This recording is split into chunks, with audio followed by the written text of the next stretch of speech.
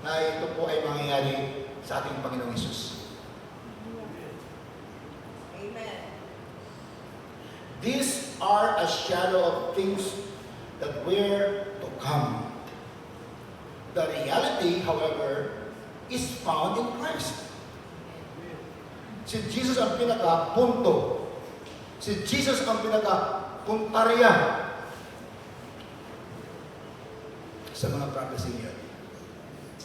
So it's good for us to study about the feast, about what will happen in the future, because all these feasts talk about the things to come about Jesus, including His coming. Di ba? Amen? So hindi masama, hindi mali kung pag-usapan natin ang mga piyesta na ito sa Old Testament, 7 of those. Dahil itong mga piyesta nito ay sinabi ng Diyos na ating pag-aralan, dahil ito po ay nagsasabi tungkol ni Jesus, especially sa kanyang pagdating. Muli. So, we'll proceed.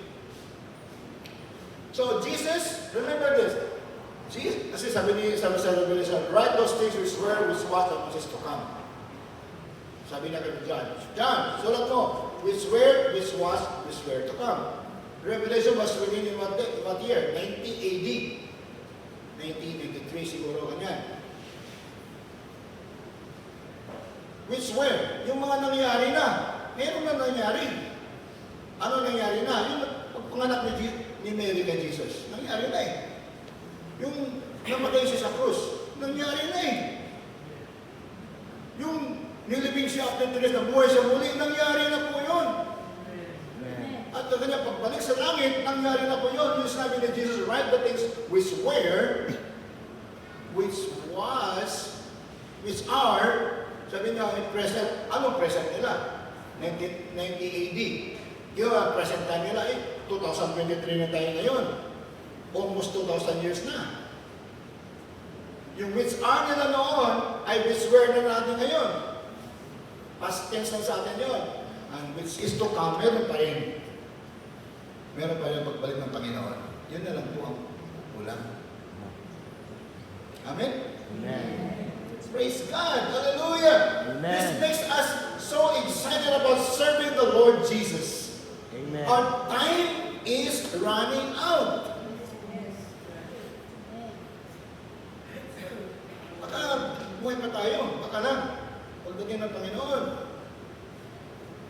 Kung mamatay man tayo, walang problema. Magbubuhay man tayo muli.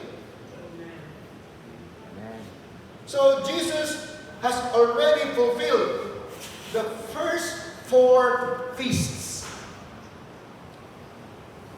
in a meaningful and special way. The purpose of the feast exactly the same as what Christ did. What happened to Jesus? Grabe, sobra talaga. Parang hindi mo kakaniwala ba? Grabe naman talaga nangyari. Bakit exactly ang nangyari? How the feasts were defined were exactly happening in the Lord Jesus Christ. On that same day. Hindi lang sa liwas pesta. O sa pesta mismo nangyari. For example, yung pagkatao ni Jesus. Doon mismo sa pesta, sa pagkatao ni Jesus, sa Passover. When there was the coming of the Lord, no? So kung mayroong 7 pista sa Israel, natapos na yung 4, and we'll go to that later on, 4, 3 na lang ang naiwan. 7 eh. Ano itong 3 na naiwan?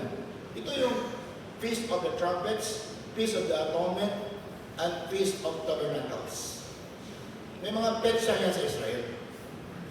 3 na lang po.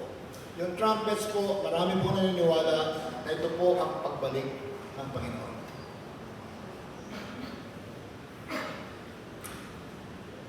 Pinagkikbutan ako eh.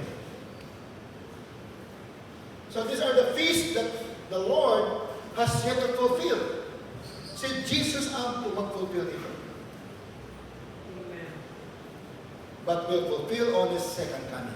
Because the trumpets, many scholars believe that the trumpets speaks of the coming of Jesus.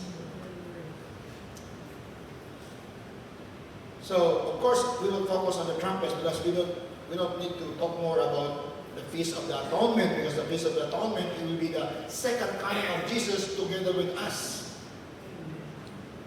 He will come to reveal Himself to Israel, to save Israel as a nation. Israel will be put to shame. They will be humbled down, and they will acknowledge Jesus to be the Savior, the Messiah. Atonement yan. And then the Feast of the Tabernacle will be when Christ will come and reign for thousands of years until eternity. He will dwell with us.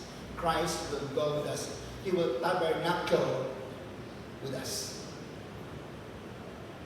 So, ang focus natin ngayon ang Feast of the Trumpets. We're talking about the coming of Jesus. Are you still following? Amen. Okay. So, upang maipaliwanag ang layunin ng Diyos, no? Para sa mga tao, God has given some hints. Anong hints sa Tagalog? Mga hints. Pahiwatig. Lalim yan. Mga hints, no? Upang, para makilala natin, no? Kung sino talaga ang Panginoong Jesus. So, we will know Jesus, and the Jews will know Jesus, na siya po ang Messiah, siya po ang Savior, siya po ang Lord. Kung kung meron silang very strong na understanding sa Old Testament. Because you will not understand Jesus in the full sense of the word without understanding the Old Testament. Because the Old Testament is part of the New Testament.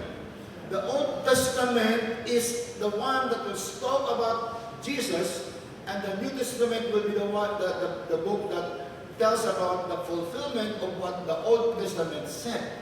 In other words, it's the whole picture, it's a panoramic picture. Kaya po, para maintindihan natin kung sino si Jesus, kung ano talaga siya sa ating buhay, kailangan natin alamin din natin ang Old Testament. Mali yung sobrang dispensation na putol-putulin nila, wag na kayo sa Old Testament. Mali yan. We still need the Old Testament to understand who Jesus is. Yung mga prophecies of Jesus, mga symbols sa Old Testament, will serve as a very strong parang strong na katibayan, strong na assurance, no? Na ang Panginoong Jesus ay ang Christ. Siya ang anak ng Diyos. Amen? Amen. So let's now look at the first feast. Just want to review this and see kung tignan natin kung how this fits on Jesus. Every feast. Hindi naman tayo magtagal dito. First of all, we'll look at the feast of the Passover. Yung unang feast yun. Itinuro si Jesus dito bilang ating sheep. Siya yung karnero. The sheep is the sheep of the Passover. Remember the Passover? Yung merong death angel na darating, nagpatay sila ng karnero para ang dugo sa karnero ay ilalagay doon sa pintuan para yung daan ng angel ay hindi mamamatay yung eldest son sa family. Jesus is our Lamb. Amen. He is the Lamb of the Passover. He is more than the lamb that was slain on that day. Although yung lamb na yun, ang dugo noon sa karnero ay in-acknowledge ng angel of death. But that's nothing compared to Jesus. It was only a symbol of Jesus. In honor na si Jesus pa kaya? Na namatay sa krus para sa iyo, para sa akin. Amen? Amen. So, yung sheep doon sa Passover na ang dugo ay mabubuhos para sa ating mga kasalanan. Without the shedding of the blood, there is no remission of sins. Kung wala ang pagpaula sa dugo, wala yung kaluwasan. Di na maluwas kung wala mamatay si Jesus sa krus para muagas ang dugo. Kinahanglan yun na muagas ang dugo sama sa simbolo. The same as the symbol in the prophetic symbol of the Passover, that through the blood of the Lamb they were saved. Today we are saved because of the blood of Jesus. Amen. Amen! Amen. Praise God. 1 Corinthians 5:7. Ang sabi nito, cleanse up the new leaven, that you may be a new lump, as you are really unleavened. For Christ, as our Passover lamb, has been crucified. Can you see the connection here? Christ, our Passover lamb. Si Kristo na ating Cordero sa Passover ay napako sa krus.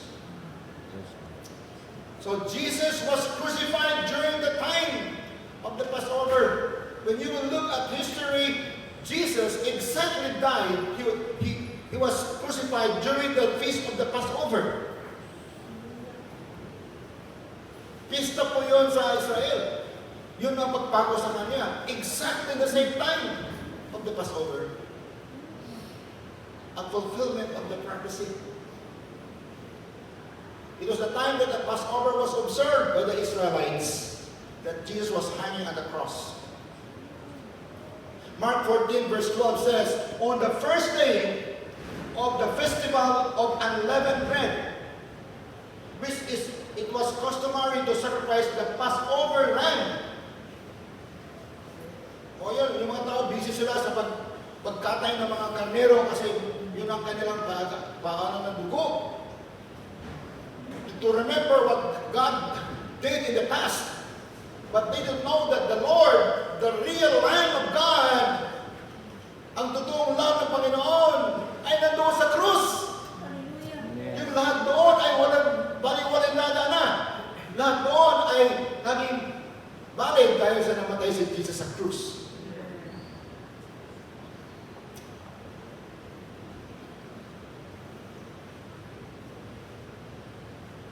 So nag-ask yung mga disipulo ni Jesus, when do you want us to go and make preparations for you to eat the Passover? They were looking for a place to celebrate the Passover. It was a feast, fiesta. Christ is a lamb without blemish or defect. 1 Peter 1:19. Wala dyan sa ating slides. Because the lamb that will, in the past, the lamb that will be slaughtered should be perfect. Hindi pwede yung kiyang-kiyang na lamb, hindi pwede yun. Hindi pwede yung ayan na lamb, hindi pwede yun. Dapat yung mataba, maganda, walang sakit, yun ang papatayin. Jesus was a perfect lamb for us. Amen. Amen? Our salvation is because Jesus was the perfect lamb for our salvation. Okay? Tayo po ay hindi karapat-dapat. But still, God loves us so much. For God so loved the world that He gave His only begotten Son, that whosoever believes in Him shall not perish, including you and me, but have everlasting life. He was the Lamb without blemish, without defect. He was a perfect God. He died at the cross. Can you imagine God, the perfect God, dying at the cross? Hallelujah! Because according to Hebrews chapter 4, that Jesus lived a life that was completely free from sin. He did not sin at all. Despite that He became a man, Jesus lived a perfect life. Become our perfect sacrifice for our sins. Amen? Amen. So kung paano ang unang Passover ay talagang that was the mark of the salvation of the Jews at the time. Kasi that was the last plague. After that plague, they were made to be set free from Egypt. Di ba? Hindi na sila slaves sa kanilang pag-aalipin sa Egypt. Tayo din. Ang kamatayan ni Jesus ay ang tanda ng ating paglaya Amen. mula sa pag-aalipin ng kasalanan. Amen? It's through the death of Jesus that we have been set free from the bondage of sin. Romans 8 verse 2 says, because through Christ Jesus, the law of the Spirit who gives life has set you free from the law of sin and death. Dahil namatay siya, hindi na natin kailangang harapin ang parusang natamo natin sa ating kasalanan. Amen. Amen. So that's the Passover. Jesus exactly died on that feast in fulfillment of the prophecy. The next feast that was fulfilled in Christ is the feast of the unleavened bread. Dito po sa feast of the unleavened bread ay itinuro na ang walang kasalanang buhay ng Panginoong Jesus na ginawa siyang a perfect picture ng kasalanan sa Biblia. Siya po yung naging sakripisyo para sa aming mga kasalanan. Amen? Amen. This talks about leavening is like a yeast. Badurensi, yeast. Tubo sa tinapay. Ito ng feast ng unleavened. Kasi po, nangyari, na sila po ay napunta sa nag-exit sa Israel, hindi na sila naka-prepare ng pagkain. Yung tinapay nila, wala nang patubo. Basta ginawa nila, pag-niluto. So, they ate that bread without leavening, without yeast. Matigas. Kaya, during this feast of the unleavened bread, kakain sila during that fiesta ng tinapay na matigas, walang patubo. Ano mangyari sa tinapay bago walang tubo? Matigas. Kubol. So during the feast, they will eat that bread and they will remember what happened to them when they exited from Egypt to be set free from the slavery of Egypt.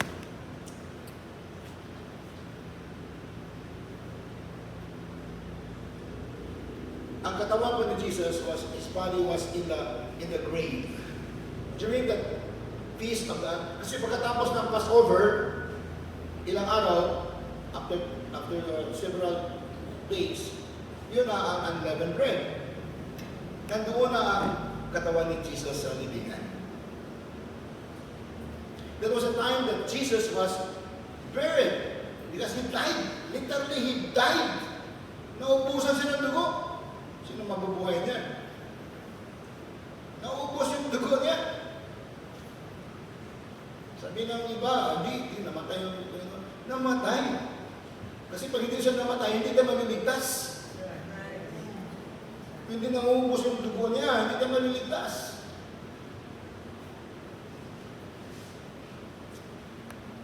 So yun, doon na yung katawan ng Panginoon during the first days of this feast. Feast of the Unleavened. So parang itong, parang pipita ba? Parang seed na tanim doon sa lupa, naman siya sa cave. Naghintay na magtutubo na parang magiging bread of life. Si Jesus ang ating bread of life. Amen. Amen? Amen. John 6:35 says, then Jesus declared, I am the bread of life. It is the bread, the unleavened bread. By the way, or yeast speaks of sin. Pag ang tinapay ay na-leaven na, wala ka na magagawa niyan, hindi na natatanggal yung leaven doon. Di ba? Kung di mo matanggalin ang yeast sa tinapay, tapos mo na namasa, hindi na, wala na yun. Tapos na eh. We cannot take away our sin from ourselves. It's only through the blood of Jesus. Amen. Milagro talaga ang nangyari. Na tayo po ay pinurgive ng Panginoong Diyos despite ng ating pagkamakasalanan. Amen. Praise God. Hallelujah. Not to serve the Lord. Amen. Amen. We have to be serious about Jesus. Grabe ang ginawa ng Panginoon sa atin. Hindi basta-basta yun. Diyos yan. Perfect. Yes. Eternal. Almighty God, the creator of everything, creator of the universe.